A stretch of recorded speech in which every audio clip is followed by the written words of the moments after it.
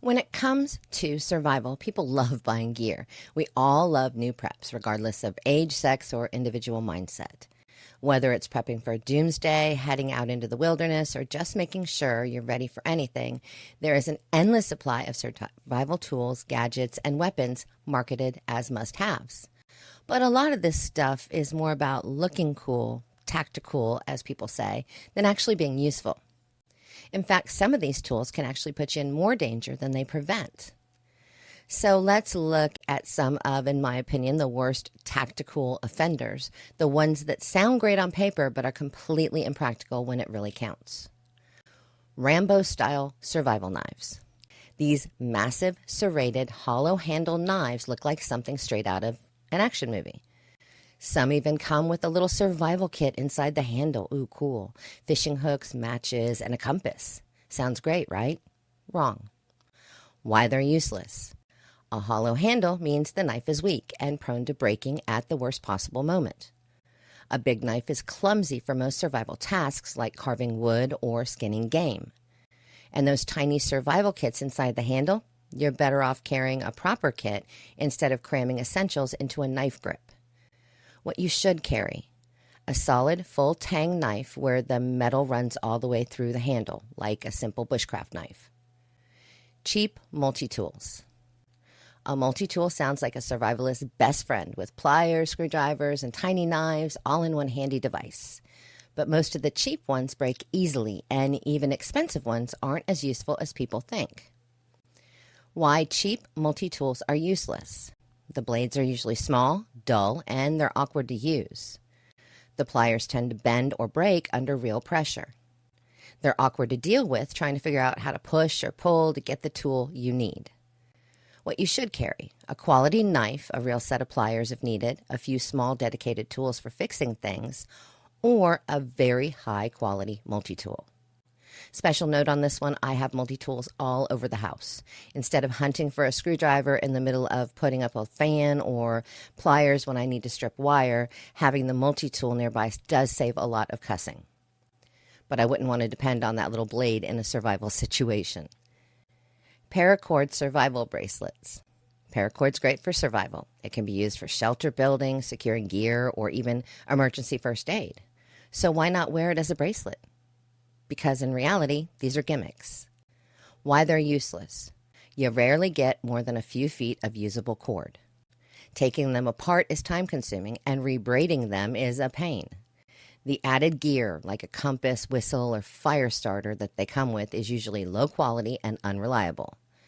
What you should carry: a real bundle of paracord, at least 50 feet, neatly stored in your pack. Tactical tomahawks. A hatchet or an axe is definitely a useful survival tool, but many people buy tomahawks with aggressive military-style designs, thinking they'll be great for chopping wood or self-defense. Well, they aren't. Why they're useless. They're too lightweight for chopping serious firewood. Poor balance makes them hard to use effectively. And many are designed for looks, not function, meaning they break easily.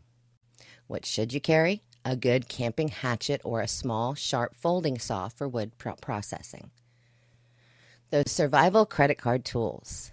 These thin metal cards fit in a wallet and promise to be multi-purpose survival tools with tiny saw blades, wrenches, and bottle openers. But in practice, they're pretty much useless. Why they're useless? The saw blade is too small to cut anything meaningful. The tools are hard to use without hurting your hands. And unless you carry the explanation card that comes with it, you have no idea what half the stuff on the card is supposed to do. What you should carry: a real knife and a real multi-tool. Forget the gimmicks. Tactical pens. These are marketed as self-defense tools that can also write. The idea is that they're sturdy enough to stab an attacker while also functioning as a normal pen. So why are they useless?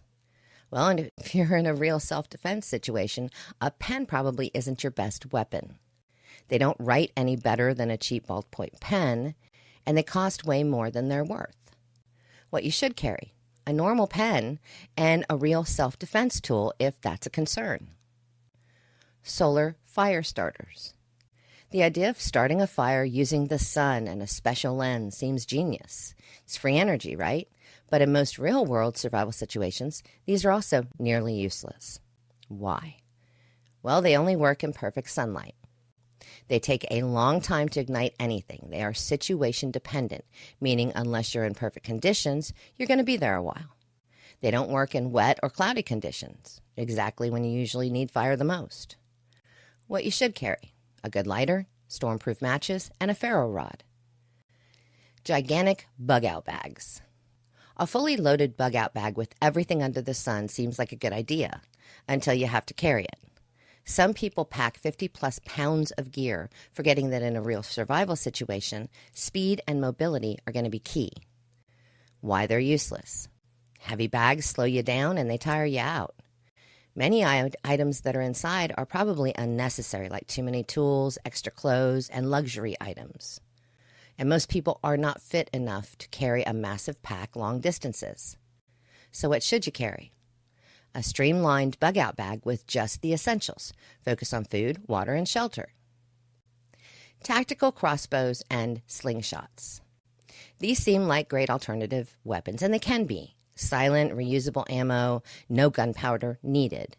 But unless you're trained in using them, they're usually more trouble than they're worth. Why are they useless?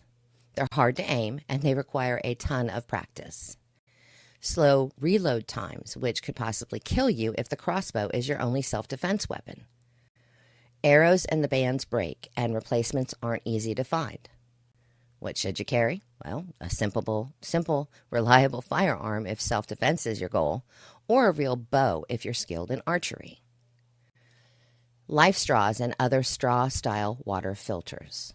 I know this is an interesting one, but the life straw is one of the most hyped survival gadgets ever. But in reality, it's more of a gimmick than a practical tool.